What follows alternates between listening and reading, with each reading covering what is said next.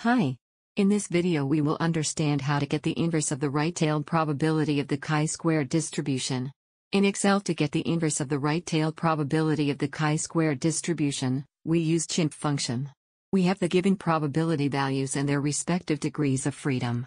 To get the results of the inverse of the right-tailed probability of the chi-square distribution, we type E equals CHIINV brackets open. Then select the probability value and their corresponding degrees of freedom. Then brackets closed. And press enter.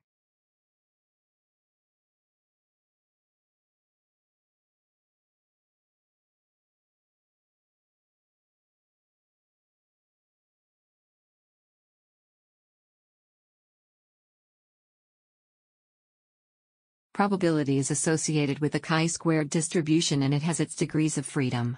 By the given values we similarly obtain the other results, i.e. the inverse of the one-tailed probability of the chi-square distribution. We use this function to compare observed results with expected ones in order to decide whether your original hypothesis is valid.